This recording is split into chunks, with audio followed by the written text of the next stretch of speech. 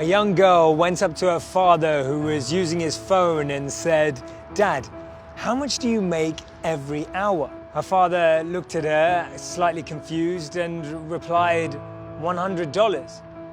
She looked back at him and said, "Dad, can I get $50? He looked even more confused and hesitatingly reaching to his pocket and handed her $50. She then reached into her back pocket, took out another $50 and said, "Dad, here is $100. Can I have an hour of your time?"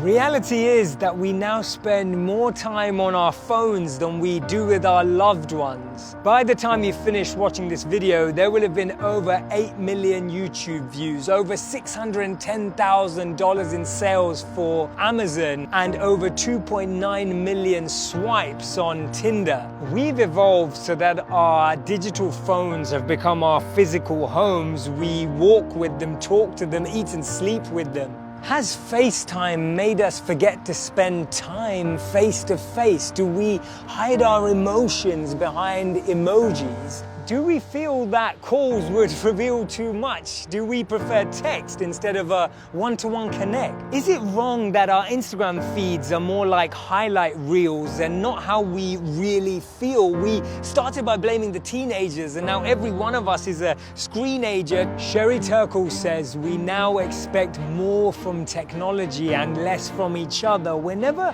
alone, but still lonely, alone together. And we're meant to use things and love people, but today we use people and love things. For 80% of us, the first and last thing we see in our day is our phones. Parted from them, we feel lost. 70% of us turn to our phones in crowds just to look busier.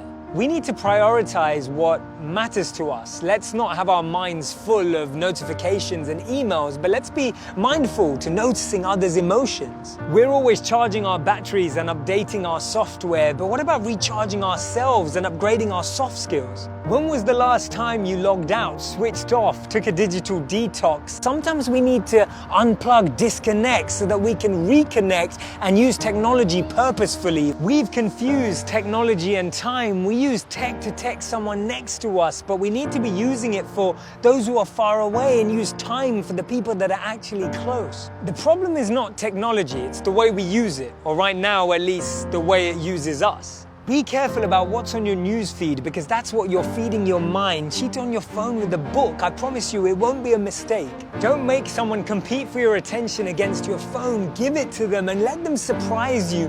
Create no technology times and zones in your home so that the ones who love you can hear your voice and not just your ringtone.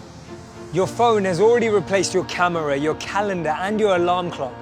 Don't let it replace the people who matter.